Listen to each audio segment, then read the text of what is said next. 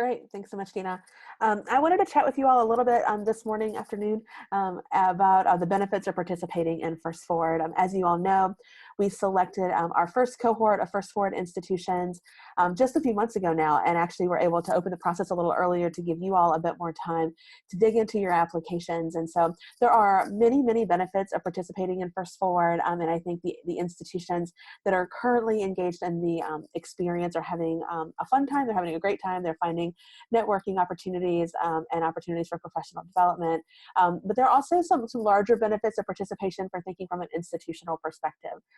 As you may have seen, all of our First Forward institutions receive public identification as a First Forward institution. If you are digging around on the center's website or on the First Forward page, there is a link at the very top of the page that links to all of our current First Forward institutions. Of course, we will continue to do that for our new cohorts. We also recognize our First Forward institutions at the NASPA Annual Conference, as well as at the First Generation Student Success Conference that happens every June. And then also just sort of in multiple ways all throughout the year, we have opportunities to identify your institution. Once you are selected as a First Forward institution, we provide you with access to a number of materials and logos and documents and things that you might need to really elevate the conversation within your campus community. That means receiving the official designation seal of your First Forward institution, and we really encourage you to use that seal. We want you to put it on your admissions website, on your First Generation Student Success pages, your orientation pages. It's intended that when students and families visit your websites, they think, oh wow, this is an institution who's been recognized for working with first gen students, and I'm going to be successful here as I'm also first gen. And so that's something we really want you to think about. It's not just a pretty logo to stick on an office door. It's something that we really want you to use. In addition to that, we offer you a template for a campus press release that your institution, PR, marketing areas can take and jazz up with some specific information about your institutions and release. We also do quite a bit of retweeting those and publishing those through our social media channels to help elevate the conversation around your institution. You will receive an official notification letter to your institution leadership. So your president, senior leadership at your institution will receive a letter from the NASPA president identifying your new designation as a First Forward institution as a way to celebrate your achievement. We want to make sure that First Forward is something that your institution can really gain some momentum around. You will also gain deeper engagement in the very large NASPA member network, and we'll talk with you a little bit more about that. We find that our First Forward institutions are our first group of folks we go toward.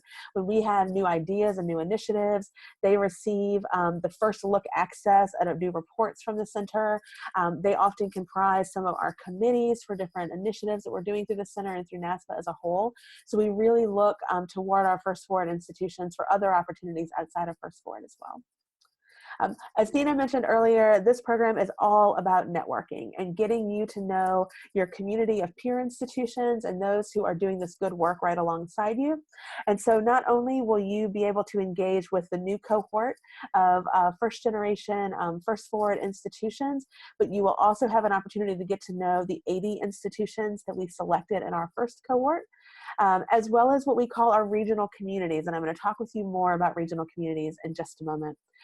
In addition to having monthly phone calls and engaging with the regional communities, many of our institutions are sharing their work. They're sharing conversations. They're actually getting together, driving and having conferences together. Some of them have asked about writing book chapters, and we're really excited to see that starting to grow already. Not only are they working within their institutions, but also sharing that information across the country. As you'll hear a little bit more about, there's some professional development that we offer to you as a part of First Forward. And to remember that your designation is not just for 1 year. Your designation continues for the lifetime that you are doing first generation work within your institutions. But we offer you some opportunities for professional development. We also help you with an annual report. You'll hear more about this. And really, while the annual report is fantastic for us to learn more about what you're doing, we actually want you to use that annual report as a way to leverage your first generation efforts in your institution, to talk with your senior leadership about what's going well and what's not going well, so that you have a way to say, hey, we received this national recognition, but we're struggling in these areas. How can we get more funding? How can we get more staffing support? How can we get more visibility? And we really want it to be a benefit to you all. We also will work with you to write a short blog for the center's website. We then return to you a link to that blog that you can elevate across your campus community to your PR and marketing areas to get out on your social media channels. As I mentioned earlier, you get some first look access to things within the center's community. And then also you have an opportunity to advance to what we call advisory status. Institutions who have been active in First Forward for up to 2 years and I think that they're really actually ready to take on more of a leadership role in First Forward can choose to apply for what we call advisory status. And right now, of course, we're kind of in a transition phase with advisory status as we just began the program last year. We do have 8 current advisory institutions that we elevated from last year's pool. And our advisory institutions help work with our regional communities to help make sure the conversations are flowing well. Speaking of regional communities, I want to talk with you a little bit about the opportunity that you'll have to engage in a regional community. We're going to show you a couple of examples here. As we take a look across our applicant pool and we select our First Forward institutions, we then group institutions by their regions across the United States.